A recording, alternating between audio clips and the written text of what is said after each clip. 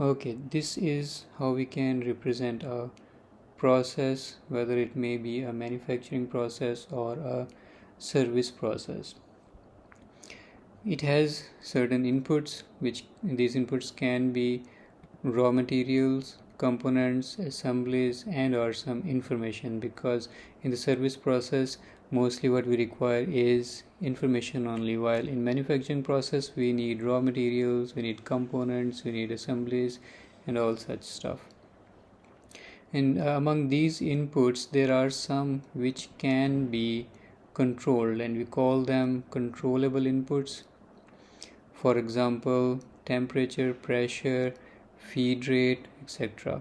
And these are represented with x1, x2, x3 and x4. So these are the inputs which we can control. The examples are temperature, pressure, feed rate and things like that. So the inputs which we can control, among all the inputs, those inputs are called as controllable inputs, and there will be certain inputs that are beyond our control. Like we represent them with z1, z2, z3, so on, zn, because we do not know the exact numbers. That is why we the number of inputs we call them, we represent them with a subscript n.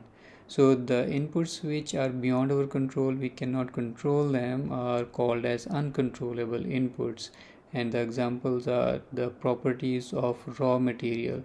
So the raw material which is provided to us by a supplier, the properties of that raw material are beyond our control. We cannot control them, because those are the properties which are either naturally existing, or the properties which were generated or produced in the material during its own manufacturing process before it arrived to us. So these are uncontrollable inputs and we have no control over it. We cannot change them.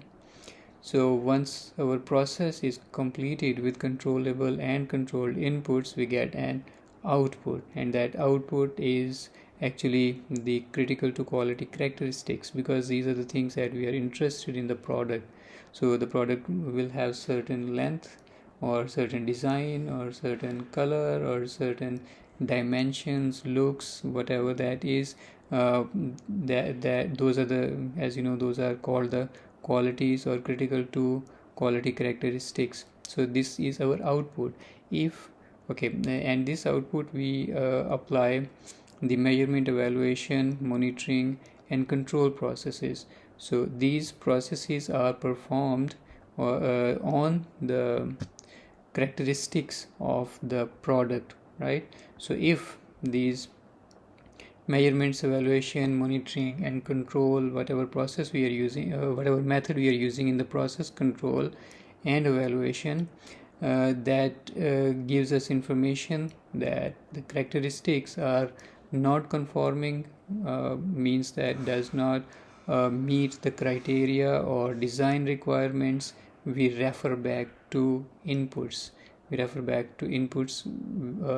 variables which are involved in the process, and we can refer back to only controllable inputs, because these are the inputs which we have control over and not on the uncontrollable inputs. So once our evaluation and monitoring or control is done, we measure it, we evaluate it, we monitor it, and then for control we go back to controllable inputs, we tweak them, we change slightly and then observe the output again. So we keep on doing it until we are able to get a product which is conforming and we get our desired specifications of the product on the output.